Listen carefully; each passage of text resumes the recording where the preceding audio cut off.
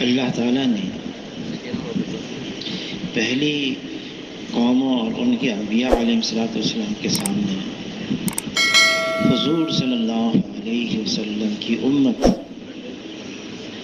ان کی صفات بیان کی۔ عیسیٰ علیہ السلام سے اللہ نے یہ بات پہنچائی، آپ کے بعد ایک ایسی امت آئے گی جو نبیوں کی طرح سے محنت اور کوشش کرے گی۔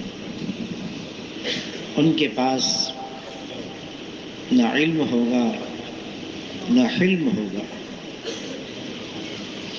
تو عیسیٰ علیہ السلام نے پوچھا کہ نبیوں کی طرح سے محنت کرنا، اس کے لیے علم کی بھی ضرورت ہے اور اس کے لیے حلم کی بھی ضرورت ہے۔ تو اللہ نے یہ بات پہنچائی کہ میں اپنے علم میں سے علم دوں گا اور میں اپنے حلم میں سے حلم دوں گا۔ حضور صلی اللہ علیہ وسلم کی امت آئی تو سب سے آخر میں ہے، لیکن سب سے پہلے جنت میں جائے گی۔ پھر حضور صلی اللہ علیہ وسلم کی امت جب حشر کے میدان میں چلے گی تو سابقہ امتیں اس امت کو دیکھ کر حشر کے میدان میں پوچھیں گی یہ کون لوگ ہیں؟ ان کو بتایا جائے گا یہ حضور صلی اللہ علیہ وسلم کی امت ہے۔ حیران ہو کر کہیں گے کہ ان کے چہروں کا نور بمثل انبیاء علیہ السلام کے چہرے کے نور کے ہے۔ اللہ تعالیٰ نے کلام پاک میں اس امت کے لیے، یعنی ہمارے لیے، جو لفظ استعمال کیا ہے وَاجْتَبَاكُمْ، اللہ نے اس امت کو ساری انسانیت میں چنا ہے، انتخاب کیا ہے، منتخب کیا ہے۔ کس کے لیے؟ کہ یہ حضور صلی اللہ علیہ وسلم کے امت میں ہو جائیں۔ پھر اللہ تعالیٰ نے کلام پاک میں اس امت کے لیے فرمایا کنتم خیر امت، تم بہترین امت ہو۔ تمام سابقہ امتوں میں یہ امت سب سے بہترین امت ہے۔ اس امت کو نبیوں کے کام کے لیے اللہ نے ایک تو اجتماعیت دی ہے اور ایک نقل و حرکت دی ہے۔ اجتماعیت، اکٹھا رہنا۔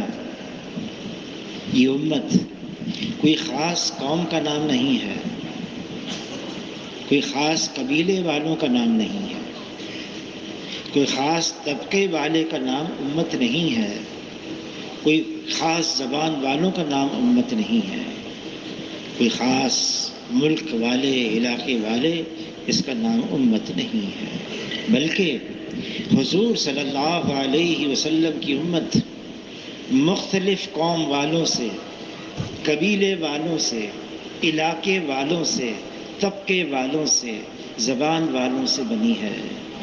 اور کیسے بنی ہے؟ حضور صلی اللہ علیہ وسلم فرماتے ہیں میری امت جسد واحد کی طرح ہے، ایک جسم کی طرح ہے۔ انسان کا جسم ہے اور اس کے اندر سر ہے، دھڑ ہے، سر کے اندر آنکھیں ہیں، کان ہے، ناک ہے، منہ ہے، دھڑ کے اندر ہاتھ ہے، پاؤں ہے، مختلف اعضاء ہیں، جسد واحد ہے۔ فرمایا میری امت ایسی ہی ہے۔ اگر ایک عضو میں چوٹ لگ جاتی ہے، تکلیف ہوتی ہے، درد ہوتا ہے، وہ درد اور تکلیف صرف اس عضو کا نہیں ہے، سارے بدن کا ہے۔ سارا بدن حرکت میں آ جاتا ہے، سارا بدن اس تکلیف کو محسوس کرتا ہے اور سارا بدن استعمال ہوتا ہے اس تکلیف کو دور کرنے کے لیے۔ فرمایا میری امت اسی طرح سے ہے۔ حضور صلی اللہ علیہ وسلم کے زمانے میں صہیب رومی ہیں، سلمان فارسی ہیں، بلال حبشی ہیں، کوئی اوس قبیلے کا ہے، کوئی خزرج قبیلے کا ہے، کوئی مہاجر ہے، کوئی انصار ہے، سب اکٹھے ہیں، ایک ہیں۔ اس امت کی قوت کو اللہ تعالیٰ نے اجتماعیت میں رکھا ہے، اکٹھا رہنے میں رکھا ہے، اور اللہ نے خبردار کیا ہے، دیکھو لڑنا مت، جھگڑنا مت، ورنہ کم ہمت ہو جاؤ گے، تمہاری ہوا اکھڑ جائے گی۔ امت کو اجتماعیت ملی ہے، وہ اصول بتا دیے، وہ اعمال بتائے، وہ طور طریقے بتائے جس کے ذریعے سے اجتماعیت برقرار رہتی ہو۔ مولانا یوسف کاندیلوی رحمۃ اللہ علیہ نے فرمایا، ان کی تقاریر میں ہے، جو آنے والی امت ہے، امت کا جو حصہ آئے گا بعد میں، حضور صلی اللہ علیہ وسلم اور صحابہ کرام کے بعد میں آئے گا، ان کو اللہ تعالیٰ نے بتا دیا، سمجھا دیا وہ اسباب کیا ہیں جس کے ذریعے سے امت کی اجتماعیت باقی رہتی ہے، اور یہ بھی بتا دیا وہ اسباب کیا ہیں جس کی وجہ سے امت کی اجتماعیت ٹوٹتی ہے اور ختم ہوتی ہے۔ پھر مولانا یوسف صاحب کاندیلوی رحمۃ اللہ علیہ فرمانے لگے، خلفائے راشدین بہترین دور گزرا ہے صحابہ کرام کا، اس میں فرمایا شیخین کا دور یعنی ابو بکر رضی اللہ تعالیٰ عنہ، عمر رضی اللہ تعالیٰ عنہ کا دور، ان کو شیخین اس لیے کہتے ہیں، یہ دونوں حضور صلی اللہ علیہ وسلم کے سسر تھے۔ ان کے دور میں اللہ تعالیٰ نے باقی آنے والی امت کے سامنے وہ اسباب کھولے جس پر رکھ کر امت کی اجتماعیت باقی رہتی ہے۔ اور ختنین کے دور میں عثمان رضی اللہ تعالیٰ عنہ، علی رضی اللہ تعالیٰ عنہ، ان کے دور میں ختنین ان کو اس لیے کہتے ہیں، یہ دونوں حضور صلی اللہ علیہ وسلم کے داماد تھے۔ ان کے دور میں اللہ نے وہ اسباب ظاہر فرمائے آنے والی امت کے سامنے کہ جس پر رکھ کر امت کی اجتماعیت میں فرق آ جاتا ہے۔ دونوں باتیں رکھ دی امت کے سامنے، پھر یہ بھی رکھ دیا اجتماعیت جب باقی رہتی ہے فائدہ کیا ہوتا ہے، اور اجتماعیت جب ٹوٹتی ہے اس کا نقصان کیا ہوتا ہے، یہ امت کے سامنے رکھ دیا۔ حضور صلی اللہ علیہ وسلم فرماتے اس کا مفہوم ہے، تمہیں نماز، روزہ، صدقہ، اس سے بہتر چیز بتاؤں، وہ آپس کا سلوک ہے۔ فرمایا آپس کا جھگڑا یہ دین کو ایسا مونڈھنے والا ہے جیسے استرے سے سر کے بال صاف ہو جاتے ہیں، بالکل صاف، ایسے ہی نقصان ہوتا ہے۔ حضور صلی اللہ علیہ وسلم فرماتے ہیں اس کا مفہوم ہے، کوئی ناحق پر ہوتے ہوئے جھگڑا چھوڑ دے یا مذاق میں بھی جھوٹ بولنا چھوڑ دے، میں جنت کے کنارے پر محل کی ضمانت دیتا ہوں۔ اور کوئی حق پر ہوتے ہوئے جھگڑا چھوڑ دے، میں جنت کے کنارے پر محل کی ضمانت دیتا ہوں۔ اور کوئی اپنے اخلاق کو بہت بلند رکھے، میں جنت کے اعلیٰ درجے پر محل کی ضمانت دیتا ہوں۔ اعلیٰ اخلاق کیا ہیں؟ حضور صلی اللہ علیہ وسلم نے علی رضی اللہ تعالیٰ عنہ سے فرمایا، علی تمہیں اولین و آخرین کے بہترین اخلاق بتاؤں؟ کوئی ظلم کرے اس کو معاف کرو، کوئی برائی کرے اس کے ساتھ بھلائی کرو، کوئی عطا سے محروم رکھے اس کو عطا کرو۔ اصول بتا دیے امت کو۔ ابو بکر رضی اللہ تعالیٰ عنہ، ان کا رتبہ، ان کا درجہ، حضور صلی اللہ علیہ وسلم فرماتے ہیں میں نے تمام کے احسانات کا بدلہ دے چکا ہوں، ابو بکر کے احسانات کا بدلہ اللہ تعالیٰ حشر کے میدان میں میری طرف سے خود عطا فرمائیں گے۔ اور علماء حضرات فرماتے ہیں صرف 2 اشخاص ہیں انبیاء علیہ السلام کے بعد، ان کے علاوہ، جن پر اللہ نے جبرائیل علیہ السلام کے ذریعے سے سلام بھجوایا ہے۔ ایک خدیجہ رضی اللہ تعالیٰ عنہ ہے اور ایک ابو بکر رضی اللہ تعالیٰ عنہ۔ لیکن ابو بکر رضی اللہ تعالیٰ عنہ تنکا ہاتھ میں لیتے، کاش ابو بکر یہ تنکا ہوتا، کاش میں مومن کے بدن کا بال ہوتا، کاش میں کوئی درخت کا پتا ہوتا۔ کون ہے؟ ابو بکر رضی اللہ تعالیٰ۔ اجماع امت ہے، انبیاء کے بعد اگر درجہ ہے تو ابو بکر رضی اللہ تعالیٰ عنہ کا ہے۔ لیکن ابو بکر رضی اللہ تعالیٰ اپنے آپ کو ملامت کر رہے ہیں، اور جب ملامت کرتے ابو بکر رضی اللہ تعالیٰ عنہ اپنے آپ کو، کوئی تصنع نہیں، کوئی بناوٹ نہیں، کوئی دکھاوا نہیں، کوئی تکلف نہیں، جو دل میں تھا وہ ابو بکر رضی اللہ تعالیٰ کی زبان میں تھا۔ پہلا اصول، اجتماعیت باقی رہے، اکٹھا رہیں، ہر فرد معاشرے کا اپنی حیثیت کو مٹا دے، میں کچھ بھی نہیں، میری کوئی حیثیت نہیں ہے۔ اس راستے میں چھوٹا بن کر چلتا رہے، چھوٹا بن کر۔ حضور صلی اللہ علیہ وسلم سید ولد آدم ہیں، آدم علیہ السلام کی نسل میں، اولاد میں سب سے افضل ہیں، سید الاولین ہیں، سید الآخرین ہیں، امام الانبیاء ہیں، جناب رسول اللہ صلی اللہ علیہ وسلم۔ لیکن کسی نے کہا ان کے بارے میں لا یمکن الثناء کما کان حقہ، بعد از خدا بزرگ تو یہ قصہ مختصر، اللہ کے بعد رتبہ ہے تو جناب رسول اللہ صلی اللہ علیہ وسلم کا ہے۔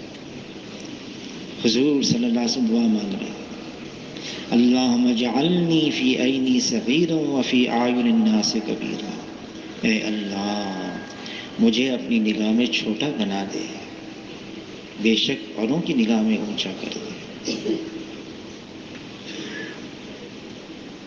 حاجی امداد اللہ مہاجر مکی رحمۃ اللہ علیہ فرماتے ہیں اجتماعیت، اس کا پہلا اصول عاجزی، انکساری، تواضع ہے، میری کوئی حیثیت نہیں۔ اور دوسروں کے بارے میں ابو بکر رضی اللہ تعالیٰ عنہ فرماتے ہیں کسی مسلمان کو حقیر نہ جانو کہ صغیر مسلمان بھی اللہ کی نگاہ میں کبیر ہے۔ جس کو ہم سمجھ رہے ہیں نا چھوٹا ہے، نہیں۔ حضرت سہل رضی اللہ تعالیٰ عنہ فرماتے ہیں ہم حضور صلی اللہ علیہ وسلم کے ارد گرد جمع تھے، کوئی شخص گزرا، بالوں میں کنگھی کی ہوئی، برق لباس پہنا ہوا، اور رگڑتا ہوا جا رہا ہے۔ حضور صلی اللہ علیہ وسلم نے پوچھا یہ کون ہے؟ تو عرض کیا اے اللہ کے رسول، یہ معاشرے میں حیثیت والا ہے، صاحب مال ہے، اگر یہ کسی سے بات کرے ہر ایک اس کی طرف متوجہ ہو جائیں، کسی کی سفارش کرے ہر ایک اس کی سفارش کو پسند کریں، کسی کے یہاں منگنی کا پیغام بھیج دے ہر ایک اس کے پیغام کو پسند کریں۔ حضور صلی اللہ علیہ وسلم یہ سن کر خاموش ہو گئے۔ تھوڑی دیر میں ایک آدمی سامنے سے گزرا، عاجزی، پیوند لگی ہوئی چادر بدن پر، پوچھا یہ کون ہے؟ عرض کیا اے اللہ کے رسول، یہ فقراء مسلمین میں سے ہے، فقیر ہے، مسلمان ہے۔ فرمایا جس کا مفہوم ہے اگر یہ ساری کی ساری دنیا اس پہلے جیسے انسان سے بھر جائے تب بھی اللہ کی نگاہ میں اس دوسرے انسان کی زیادہ قدر و قیمت ہے۔ اللہ نے ہمیں ایک مرد اور ایک عورت سے بنایا ہے، مختلف قبائل میں تقسیم کر دیا۔ قبیلے کوئی کس قبیلے کا، کوئی کس قبیلے کا، تفاخر کے لیے نہیں، میں سید ہوں، میں مغل ہوں، میں فلاں ہوں، میں فلاں، اس کے لیے نہیں، پہچان کے لیے، یہ پہچان کے لیے تاکہ ہمارے درمیان میں ایک دوسرے کو پہچان سکیں۔ ورنہ فرمایا اللہ کے یہاں مکرم اور محترم تو اس کی بنیاد تقوی ہے، تقوی۔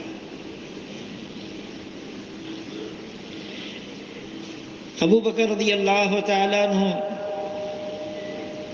خلیفہ بن گئے بلا فصل۔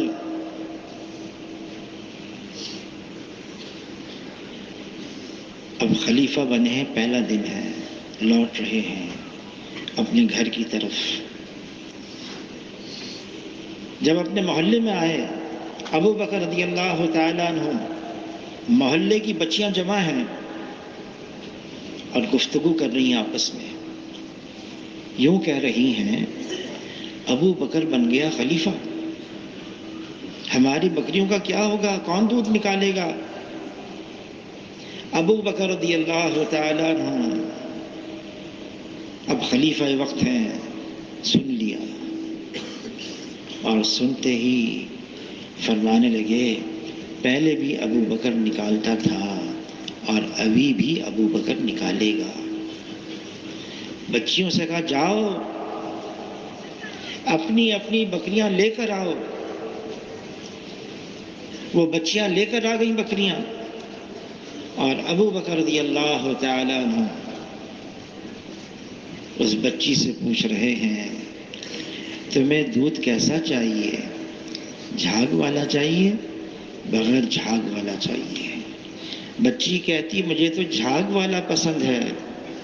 ابو بکر رضی اللہ تعالیٰ عنہ ایسا زور لگاتے جھاگ بناتے ہیں، پھر بچی سے پوچھتے میں نے کام صحیح کیا؟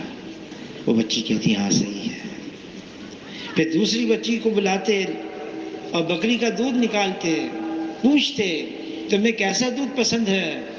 وہ بچی کہتی مجھے تو بغیر جھاگ والا پسند ہے۔ زور نہیں لگاتے، جھاگ نہیں بناتے، پھر پوچھتے میں نے صحیح کام کیا؟ وہ بچی کہتی ہاں صحیح ہے۔ امت کو تعلیم دی جا رہی ہے اپنی حیثیت کو مٹا دو، میں کچھ بھی نہیں۔ عمر رضی اللہ تعالیٰ عنہ حضور صلی اللہ علیہ وسلم جن کے بارے میں فرما گئے میرے بعد کوئی نبی نہیں، اگر نبی ہوتا تو عمر ہوتا۔ عمر رضی اللہ تعالیٰ عنہ ان کی رعایا میں 12 مربع میل علاقہ روزانہ داخل ہو رہا تھا۔ مورخین کہتے ہیں یہ رفتار 50 سال تک ہو جاتی، اس زمین کے اوپر صرف اسلام ہوتا، کوئی اور مذہب نہ ہوتا۔ 22 لاکھ مربع میل، مشرق میں مکران، مغرب میں مراکش، شمال میں ترکستان، جنوب میں افریقہ، عمر رضی اللہ تعالیٰ کی رہا میں آ گیا۔ کیسر اور کسرا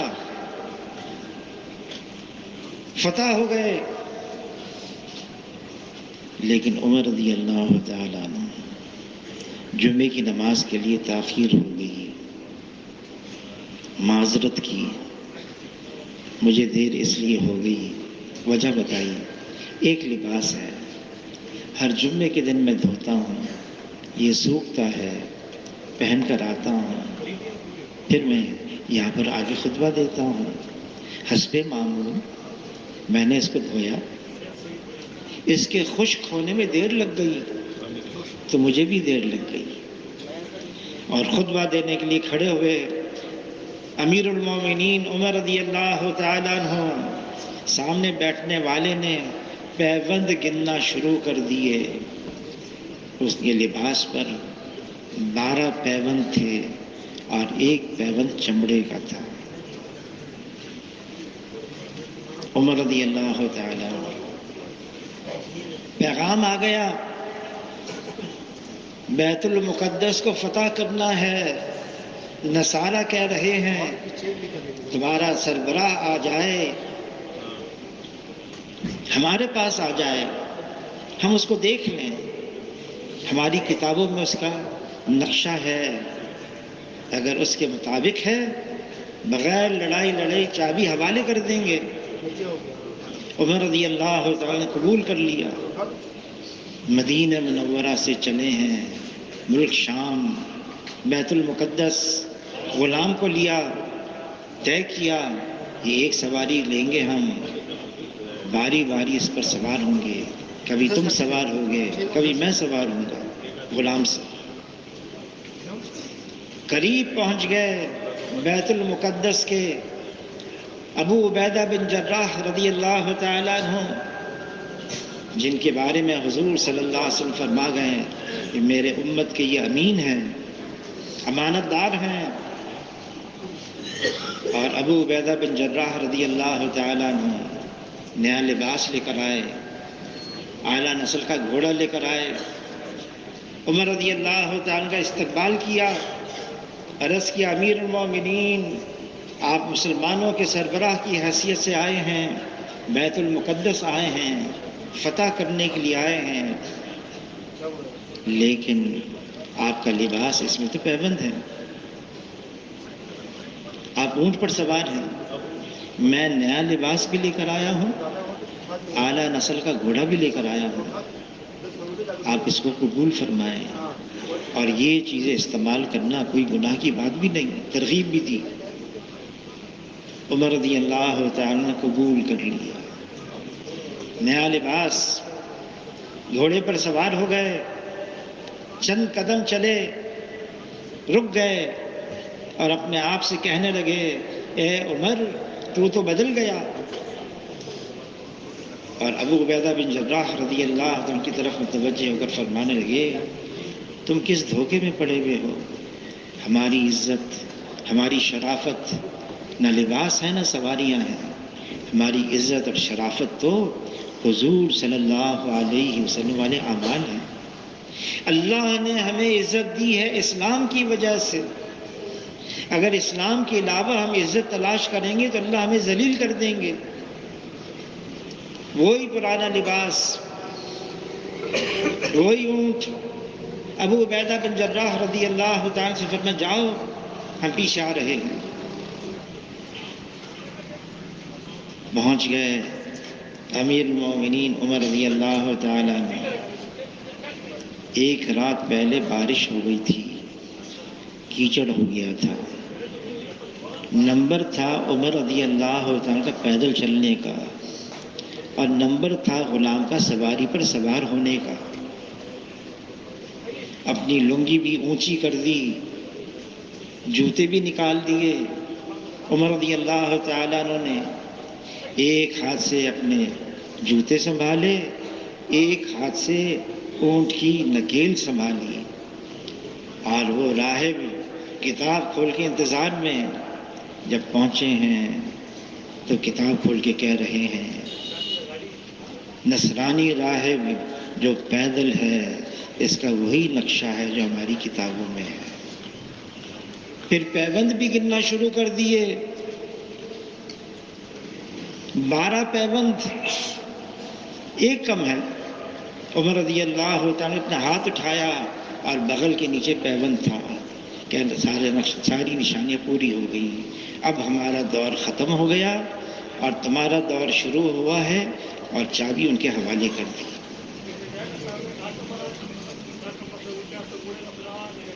یہ امت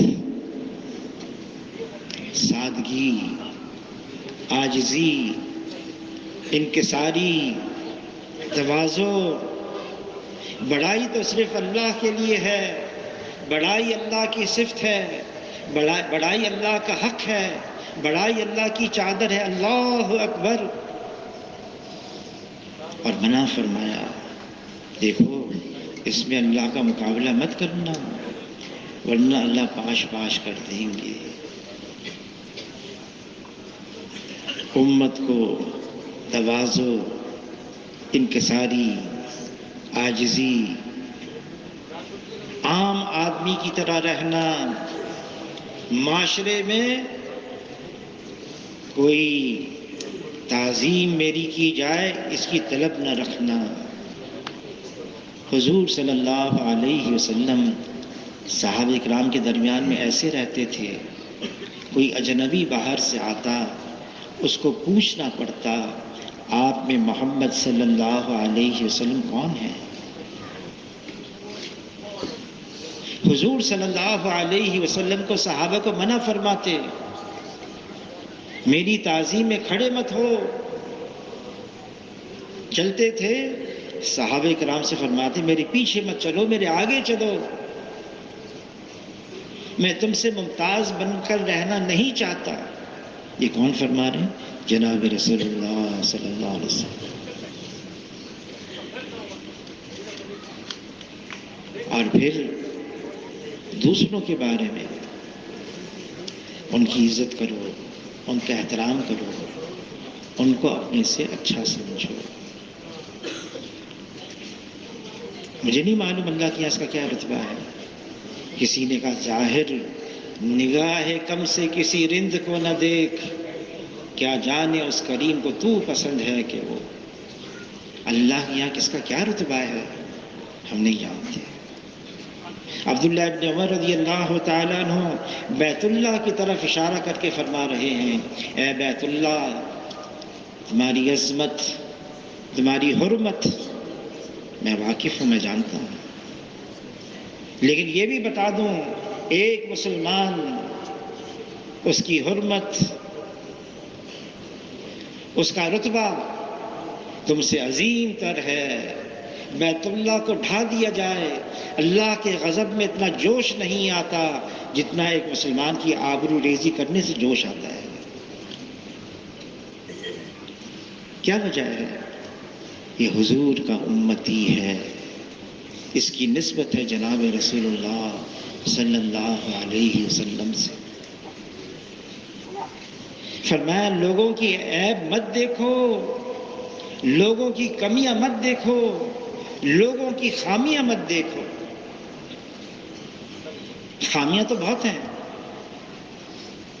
فرمایا کل بنی آدم خطاؤون، سارے بنی آدم یہ تو خطاوار ہیں۔ وہ کون ہے جو اس کا دعوے دار ہے میرے اندر کوئی کمی نہیں؟ کوئی ہے ایسا؟ لیکن منع فرمایا ہے لوگوں کے عیب مت دیکھو، خامیاں مت دیکھو۔ مولانا الیاس صاحب رحمۃ اللہ علیہ ان کی ملفوظات میں ہے یہ تبلیغ کا کام اس لیے شروع کیا ہے، یہ تو خوبیوں کا لین دین ہے، ایک دوسرے کی خوبیاں دیکھو، کمی مت دیکھو۔ وہ اللہ ہے جس میں کوئی کمی نہیں، کوئی کجی نہیں، کوئی خامی نہیں، اللہ تعالیٰ یکتر ہر عیب سے پاک اور صاف ہے۔ پھر اللہ نے فرشتوں کو ایسا بنایا ہے، ان کے اندر معصیت کا جذبہ ہی نہیں رکھا، وہ نافرمانی کر ہی نہیں سکتے فرشتے۔ اور انبیاء علیہ السلام معصوم عن الخطا ہیں، انبیاء علیہ السلام جو کریں وہ نیکی ہی نیکی ہے، انبیاء علیہ السلام۔ اور صحابہ کرام اللہ ان سے راضی ہو گئے، وہ محفوظ ہو گئے، اللہ ان سے راضی ہو گئے۔ اگر ہم اپنے درمیان میں عیب تلاش کریں گے، خامیاں تلاش کریں گے، کمیاں تلاش کریں گے، تو فرمایا ہم پھر اکیلے رہ جائیں گے، تنہا ہو جائیں گے، پھر کوئی ہمارا ساتھ نہیں دے گا۔ حضور صلی اللہ علیہ وسلم فرماتے ہیں، جس کا مفہوم کمی پتہ چل گئی کسی کی، چھپاؤ، پردہ پوشی کرو۔ اگر پردہ پوشی کرو گے، چھپاؤ گے اس کی کمیوں کو، اللہ تمہارے عیب چھپائیں گے۔ اگر تم نے اپنے بھائی کی پردہ دری کر دی، اس کے عیب کھول دیے، اس کی خامیاں ظاہر کر دیں، تو اللہ تعالیٰ تمہارے بھی خامیاں ظاہر کر دیں گے، یہاں تک کہ گھر بیٹھے رسوا کر دیں گے۔ بند قلعہ ہے، کمرہ ہے، وہاں بیٹھے بیٹھے اللہ رسوا کر دیں گے۔ کیوں؟ اتنا بڑا جرم کیا، بھائی کی خامی پتہ چل گئی، اس کی تشہیر کی، اس کا اعلان کر دیا۔ فرمایا چھپاؤ، پردہ پوشی کرو۔ کیوں؟ یہ میرا امتی ہے، یہ حضور صلی اللہ علیہ وسلم کا امتی ہے، یہ امت ہے۔ آج کیا ہو گیا ہے؟ ہو تو یہ گیا ہے، جو کئی خداؤں کے ماننے والے ہیں وہ تو اکٹھے ہو گئے، جو ایک خدا کے ماننے والے ہیں وہ تو تتر بتر ہیں۔ حضور کے آداب، حضور صلی اللہ علیہ وسلم کے طور طریقے، حضور صلی اللہ علیہ وسلم والے اعمال جو آپس میں جوڑ بناتے ہیں، بٹھاتے ہیں۔ ایک مسلمان دوسرے مسلمان کا بھائی ہے، ایک مسلمان دوسرے مسلمان کا آئینہ ہے۔ مسلمان وہ ہے جس کی زبان سے اور ہاتھ سے دوسرا مسلمان محفوظ ہے۔ حضور صلی اللہ علیہ وسلم یہ بھی فرمایا، دیکھو اگر کسی کی خامی پتہ چل جائے اور پیٹھ پیچھے اس کو بیان کر دیا، فرمایا یہ غیبت ہے، اور غیبت اشد من الزنا ہے، زنا سے بھی بڑھ کر۔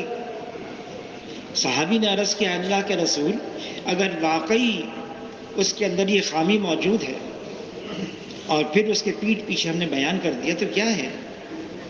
فرمایا یہی غیبت ہے، اور اگر اس کے اندر وہ خامی نہیں ہے اور تم نے اس کے پیٹھ پیچھے بیان کر دیا، یہ تو الزام ہے، یہ بہتان ہے۔ اللہ تعالیٰ نے کلام پاک میں فرمایا ہے، غیبت کرنا یہ اتنا بڑا گناہ ہے، جیسے تم کو کراہیت آتی ہے نا اپنے مرے ہوئے بھائی کا گوشت کھانے سے، ایسی تمہیں کراہیت آنی چاہیے اپنے بھائی کی برائی پیٹھ پیچھے بیان کرنے سے۔ عائشہ رضی اللہ تعالی عنہ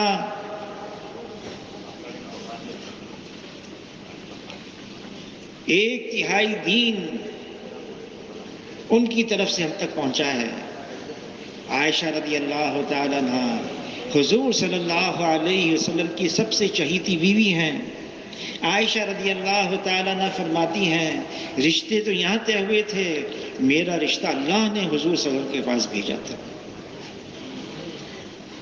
عائشہ رضی اللہ تعالیٰ صرف اتنا کہہ دیا، اتنا کہہ دیا، وہ تو پستہ قد ہے، ٹھگنی ہے، زبان سے بھی اشارے سے بھی۔ حضور صلی اللہ علیہ وسلم نے فرمایا اے عائشہ ایسی بات کہہ دی 7 سمندر بھی اس کی سیاہی کو نہیں دھو سکتے۔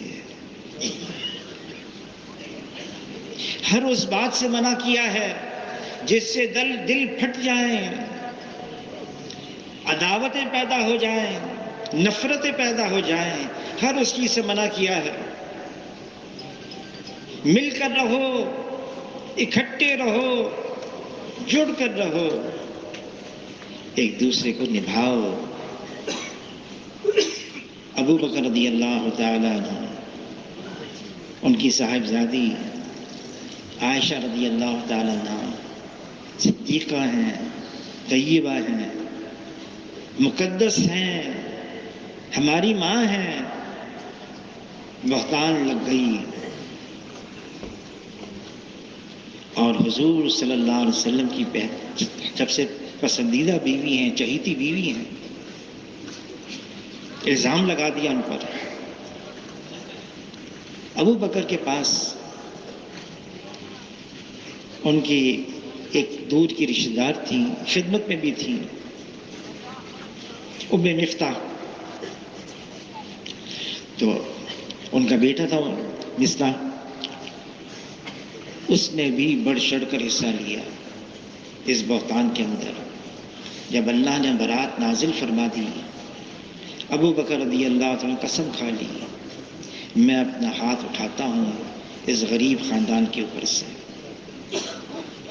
اللہ نے پھر وہی بھیج دی، آپ پسند نہیں کرتے اس بات کو، اللہ معاف کر دیں، تمہیں معاف کر دیں، تم بھی اس کو معاف کر دو۔ معاف کر دیا، بلکہ جو ہر مہینے دیتے تھے وہ مقدار بھی بڑھا دی۔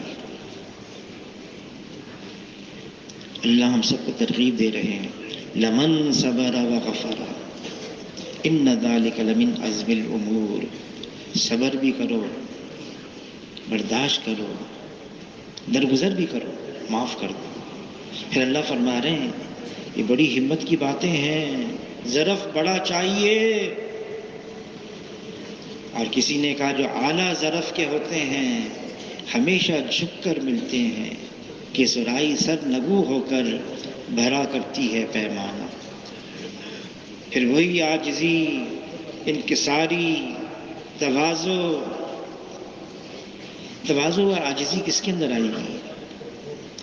جتنی اللہ کی معرفت بڑھتی چلی جائے گی،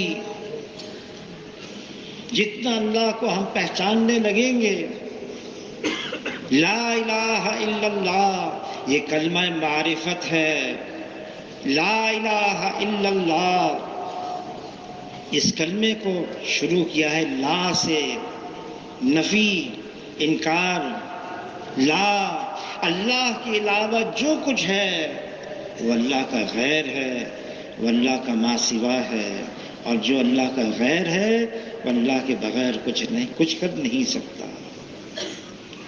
لا الہ الا اللہ یہ نظام اللہ کے قبضے میں ہے، کرنے والی ذات اللہ کی ہے، کسی سے کچھ نہیں ہوتا اور اللہ سے سب کچھ ہوتا ہے۔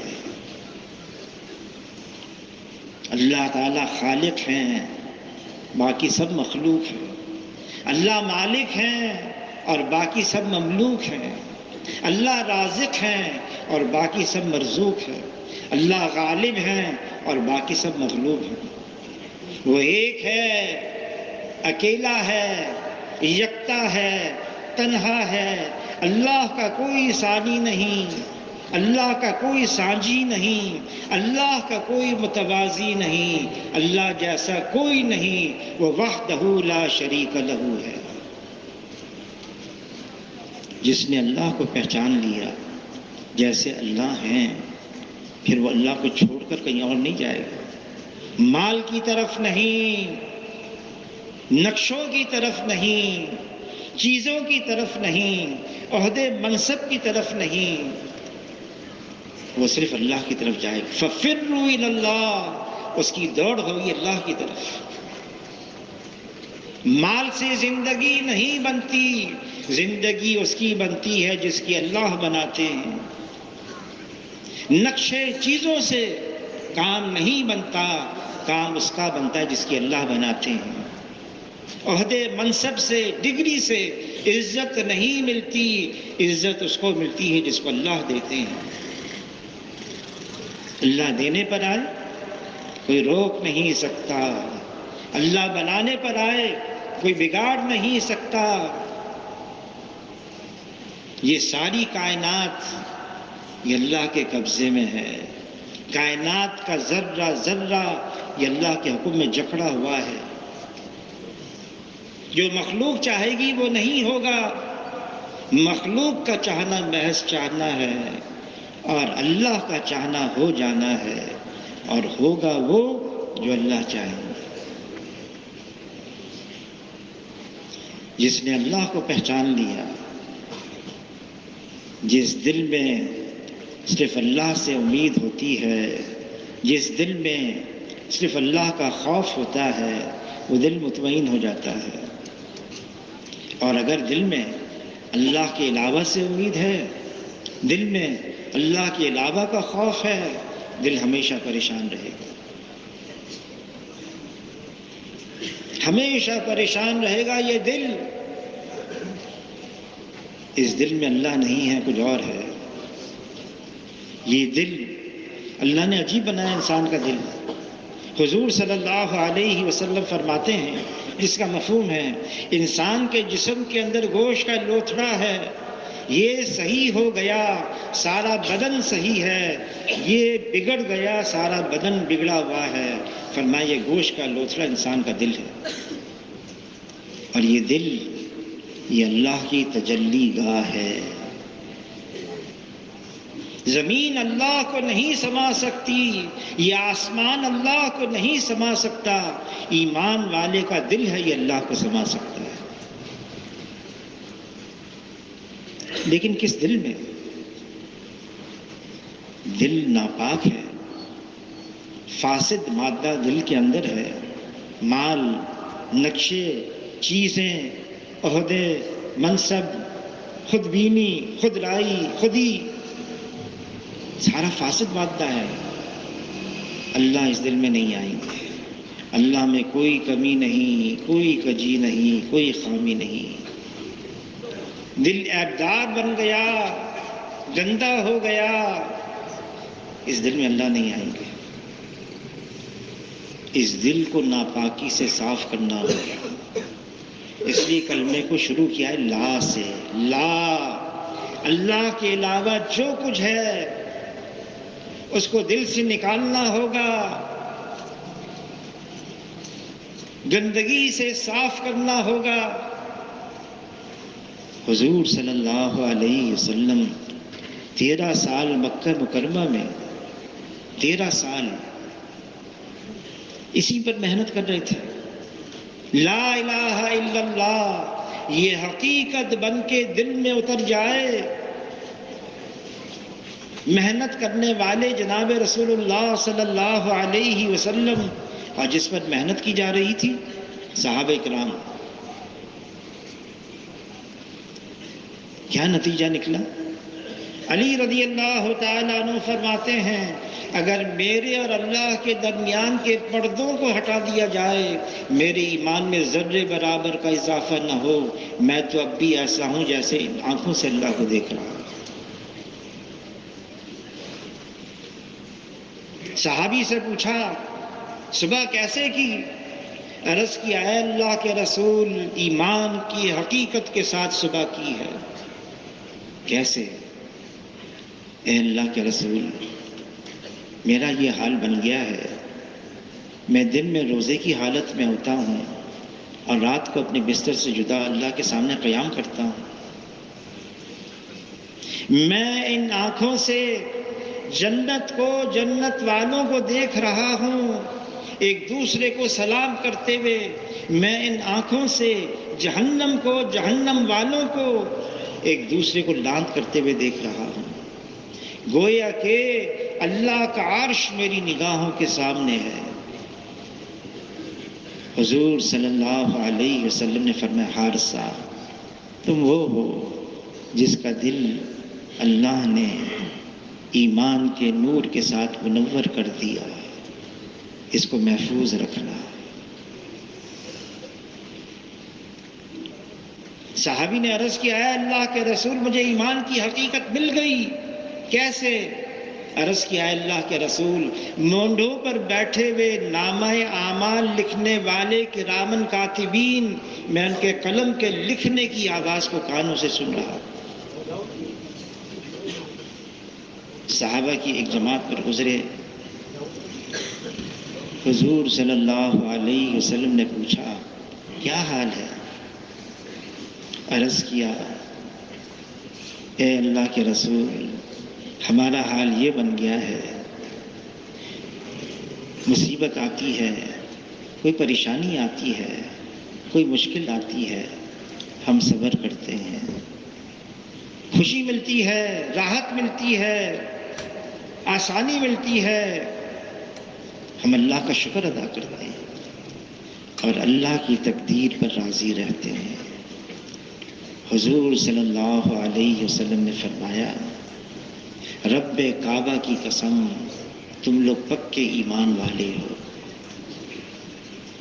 حضور صلی اللہ علیہ وسلم فرماتے ہیں ایمان والے کا حال بھی عجیب ہے، پریشانی آتی ہے، مشکل آتی ہے، صبر کرتا ہے، راحت ملتی ہے، خوشی ملتی ہے، اللہ کا شکر ادا کرتا ہے۔ فرمایا دونوں میں خیر ہے، دونوں میں خیر ہے۔ ایمان اس کو پہچانا جاتا ہے، ایمان والے کے اندر عاجزی ہوگی، انکساری ہوگی، تواضع ہوگی، کوئی بڑائی نہیں ہوگی، ایمان والا ایسا ہوگا۔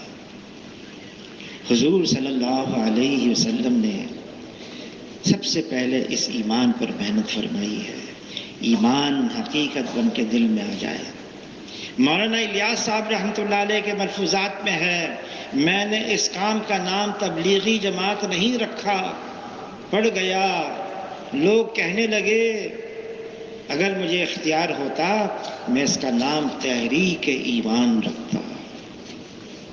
یقینوں کی تبدیلی، مخلوق سے یقین نکل کر ایک اللہ پر یقین آ جائے اور ایسا آ جائے کہ کوئی ہلا نہ سکے، میں ہوں اور اللہ ہو اور درمیان میں کچھ اور نہ ہو، ایسا ایمان۔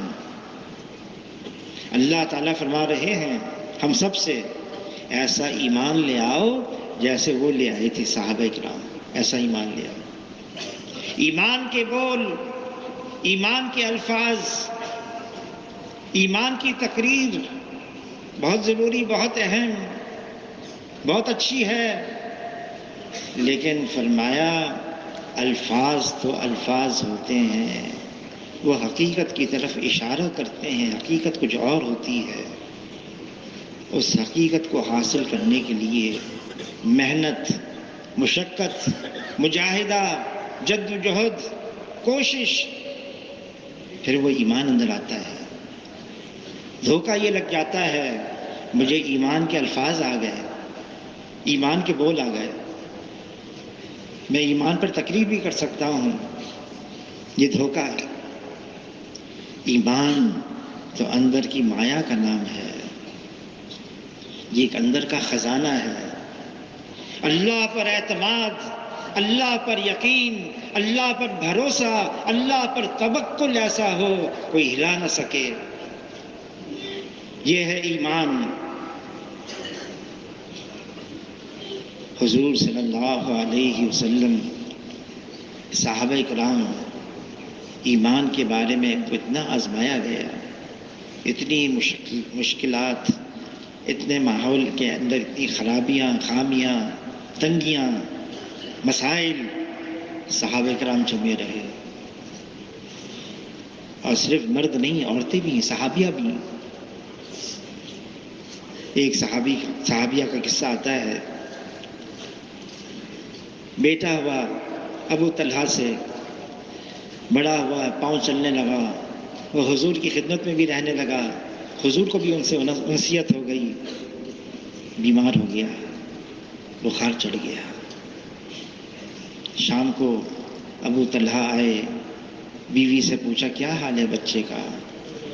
کہا آرام آ گیا، مطمئن ہو گیا، آرام آ گیا۔ رات جیسے میاں بیوی ملتے ہیں، ملاقات کی، پھر آدھی رات کو بیوی نے کہا اپنے شوہر سے ایک سوال کرنا ہے۔ کیا سوال ہے؟ ایک سوال ہے، سوال یہ ہے کوئی امانت دے، پھر وہ امانت واپس مانگے تو کیا کرنا چاہیے؟ شوہر نے کہا واپس کر دو، اس کی امانت ہے۔ کہا بس یہی کہنا چاہتی ہوں، اللہ نے ایک امانت دی، بیٹا دیا، واپس لے لیا۔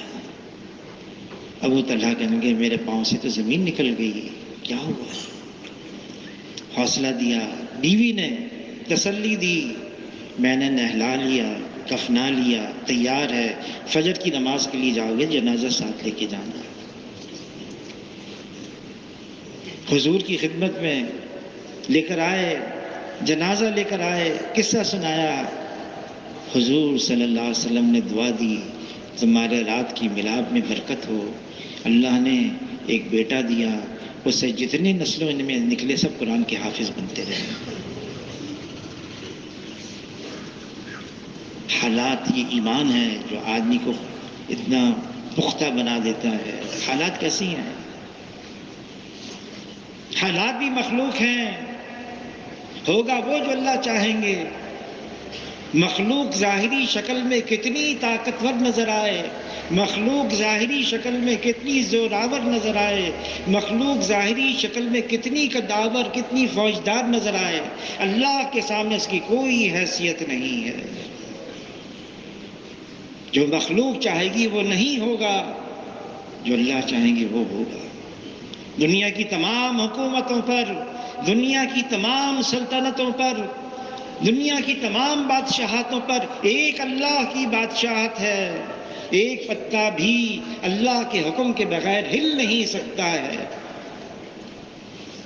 لا الہ الا اللہ، یہ حقیقت بن کے دل میں آ جائے، یہ دل کی آواز بن جائے، یہ دل کا وجدان بن جائے، یہ دل کی گہرائیوں میں اتر جائے۔ لا الہ الا اللہ، یہ صرف زبان پر نہ ہو، ہاں زبان تو اس کے اظہار کی جگہ ہے، اور دل یہ اس کی مکان کی جگہ ہے، یہاں رہتا ہے یہ ایمان۔ ایمان یہ محنت ساری ایمان کی ہے۔ حاجی عبدالوہاب صاحب کے پاس رحمۃ اللہ علیہ جماعت آئی، بڑی کام والی جماعت تھی، ہم نے فلاں علاقے میں اتنا کام کیا، اتنی جماعتیں نکالیں، 4 مہینے کی جماعتیں، 40 دن کی جماعتیں، 3 دن کی جماعتیں، پھر اتنی مساجد کے اندر ہم نے کام جمایا۔ حاجی صاحب سنتے رہے، ان کی بات ختم ہو گئی تو پوچھا حاجی صاحب نے مجھے یہ بتاؤ کتنے ایسے تیار ہو گئے جن کا یقین مخلوق سے ہٹ کر ایک اللہ پر آ گیا؟ مجھے تو یہ بتاؤ ہمارا کیا حال ہے؟ ہم یہ سوچیں واقعی کیا ہمارا بھی ایمان اس سطح کا آگے بن گیا ہے؟ مولانا یوسف صاحب رحمۃ اللہ علیہ فرمانے لگے کوشش کرتے رہیں، مایوسی کی بات نہیں ہے، نا امیدی کی بات نہیں ہے، اللہ نے ہمیں اس راستے پر تو ڈال دیا، اللہ نے اپنا فضل فرما دیا، ہم کوشش میں تو لگ گئے، کوشش میں تو لگ گئے۔ یہ کوشش بھی عجیب ہے، کتابوں میں لکھا ہے عیسیٰ علیہ السلام کا زمانہ تھا، عیسیٰ علیہ السلام کا گزر ایک قبر پر ہوا، اللہ کا عذاب ہو رہا تھا، پریشان ہو گئے، کچھ وقفے کے بعد پھر گزر ہوا اسی قبر پر، دیکھا عذاب تو ختم ہو گیا، اللہ کی رحمت برس رہی ہے۔ اللہ سے پوچھا عیسیٰ علیہ السلام نے کیا ماجرا ہے؟ اللہ نے یہ بات پہنچائی عیسیٰ علیہ السلام کو، جب یہ دنیا سے جا رہا تھا اس کی بیوی امید سے تھی، اس نے وصیت کی جب بچہ پیدا ہو تو جب اتنا بڑا ہو جائے تو اس کو مکتب میں داخل کرنا تاکہ وہ اللہ کا کلام سیکھنے لگے. مر گیا لیکن خود گناہ گار تھا، عذاب ہو رہا تھا. پیچھے بچہ ہوا، بیوی نے اس کی پرورش کی، بڑا ہوا، مکتب میں داخل کرایا. اس نے پڑھا بسم اللہ الرحمن الرحیم. اللہ نے یہ بات پہنچائی عیسیٰ علیہ السلام کو، میری رحمت نے گوارا نہ کیا، اس کا بچہ تو مجھے رحمان رحیم کہہ کے پکارے اور میں اس کو عذاب دوں، میں نے عذاب کو موقوف کر دیا. اس نے بچے نے کوشش شروع کر دی. کیا ہے؟ جو صرف اس راستے میں چلے گا، محنت کرے گا، کوشش کرے گا، اللہ تعالیٰ اس کو حشر کے میدان میں ایسی اٹھائیں گے جنہوں نے یہ پوری کوشش کر کے حاصل کر لیا تھا.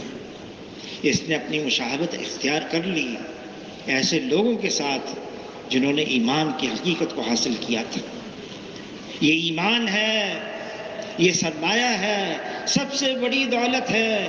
اگر ایک بھی ایمان والا اس زمین پر موجود ہے، ایک رہ گیا بس، جو اپنی زبان سے اللہ اللہ اللہ کہہ رہا، ایک رہ گیا، اس ایک کی وجہ سے بھی اللہ تعالیٰ زمین اور آسمان کو باقی رکھیں گے اور جتنی مخلوق ہوگی اللہ سب کو سنبھالیں گے اور پالیں گے.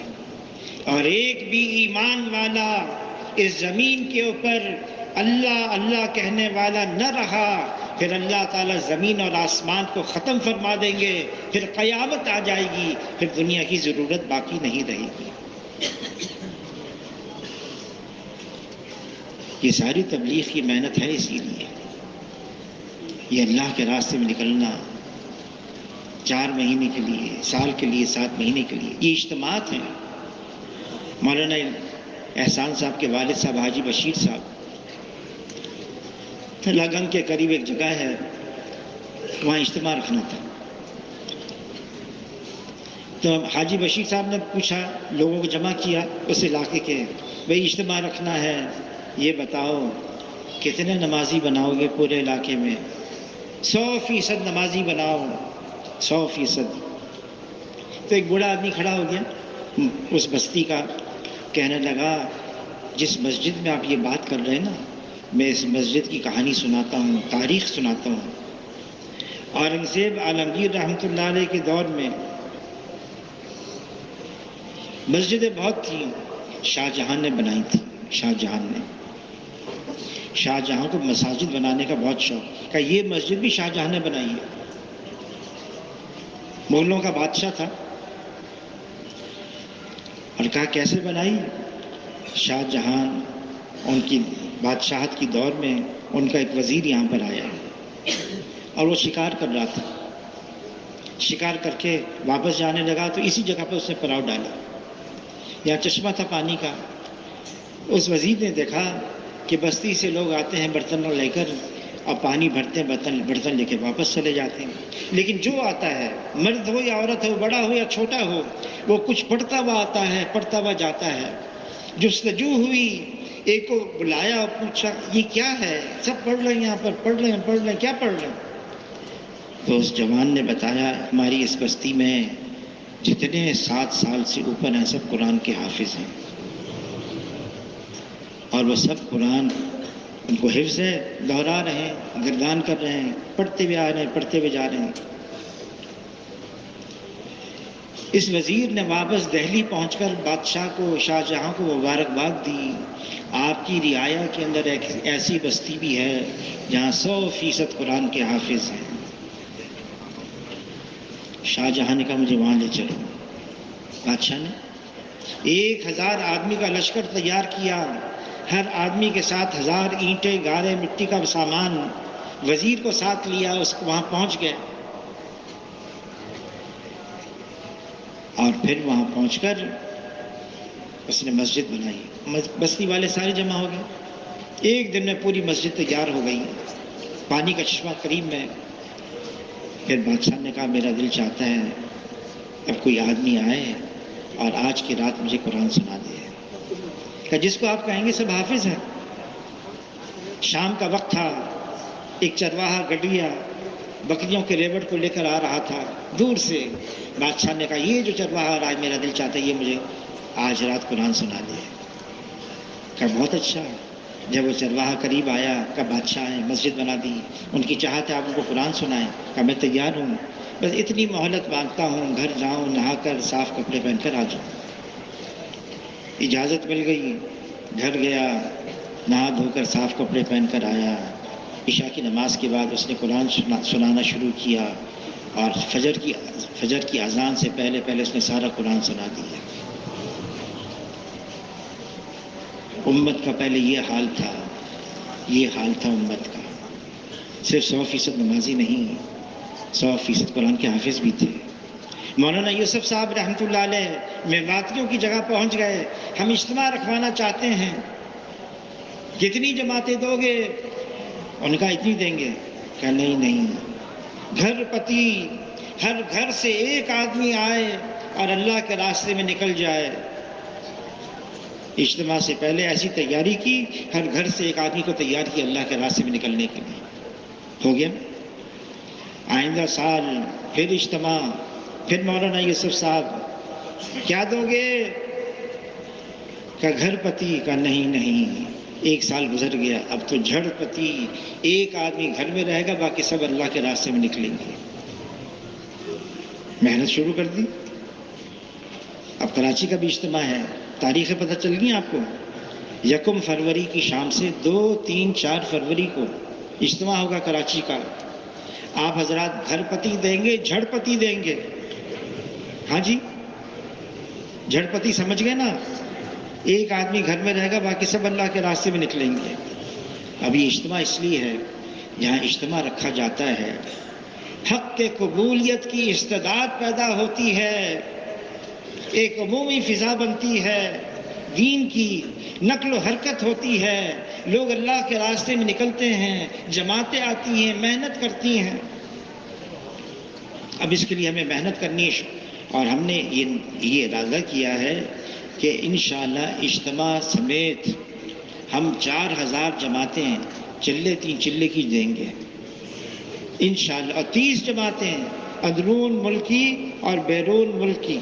30 جماعتیں اندرون ملک سال کی اور بیرون ملک کے لیے ہم سال کی 7 مہینے کی جماعتیں دیں گے. اس کے لیے محنت کوشش کرنی ہے. اس کے لیے ہمیں اب سے لے کر اجتماع تک ایسی محنت کرنی ہے ایسی نقل و حرکت ہو جائے. پھر رائے سے جماعتیں بھی خوب آ رہی ہیں اور ملکوں کی جماعتیں آ رہی ہیں. جو ممالک کے مہمان ہیں وہ آ رہے ہیں ہمارے پاس. تو اب اس کے لیے فرمائیں کون کون ساتھی سال کے لیے 7 مہینے کے لیے ہر سال 4 مہینے کے لیے 3 چلے کی جماعتوں کے لیے تیار ہے؟ فرمائیں جی اس کے لیے.